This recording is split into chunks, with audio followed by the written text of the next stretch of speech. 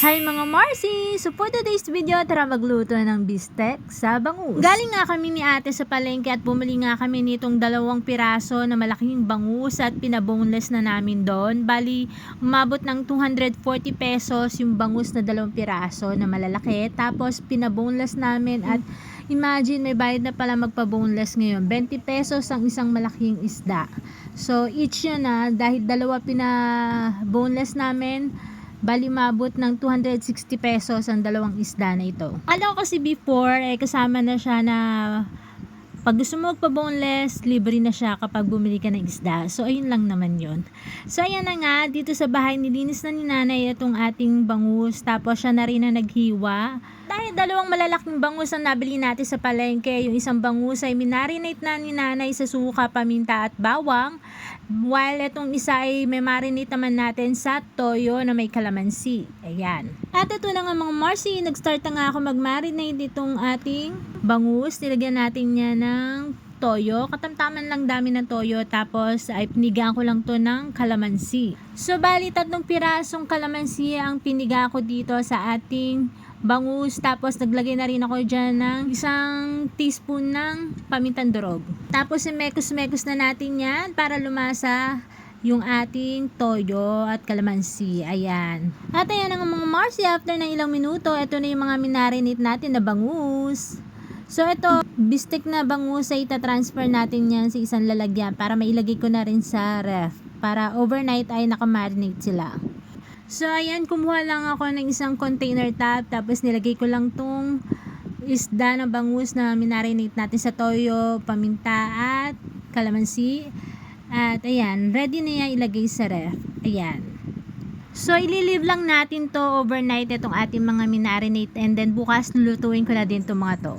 Then, finally, mga Marcy, ito na nga. Magluluto na nga tayo ng bistek na bangus.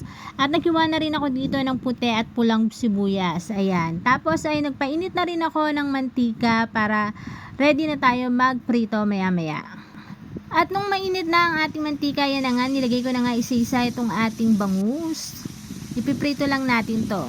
So, 4 lang muna ang piprito natin ngayon. Ayan. Meron pang 2 natira. So, ngayon ay takpan muna natin itong piniprito natin dahil baka tumilamsik yung mantika.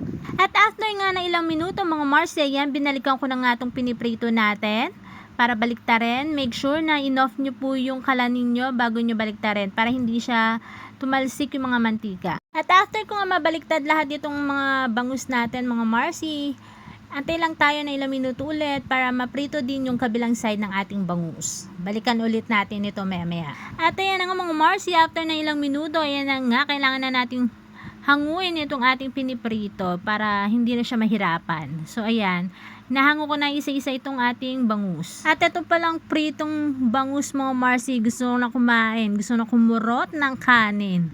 Pero tara na mag-start na mag-gisa ng sibuyas mga Marcy. Sa same pan, ayan, naglagay na nga ako ng mga sibuyas. Tapos igisa-gisa lang natin to.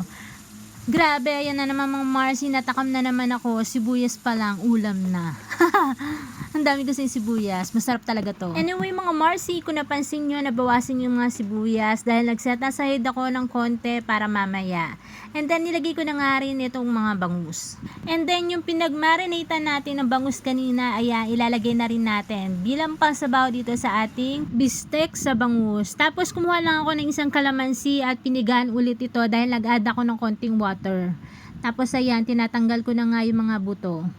At after na ilang minuto mga Marcy, ayan, tinikman ko na nga siya kung masarap ba yung timpla ng ating bistek sa bangus. At dahil gusto ko ng konting matamis dito sa ating bistek, ayan, naglagay ako ng konting asukal. Tapos minekos-mekos ko ng konti yan. At sa punto na to mga Marcy, ayan, luto ng ating bistek sa bangus. Pwede na natin ilagay yung mga ibang onion natin. Ayan, yung sinet aside ko na sibuyas. Pang topping sa ating bistek sa bangus. Tara, kain na tayo. Mapaparami tayo tiyak ng kanin dito.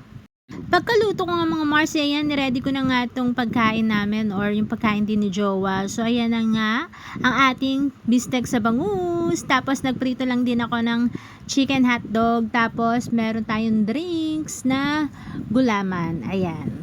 Tara, kain na tayo!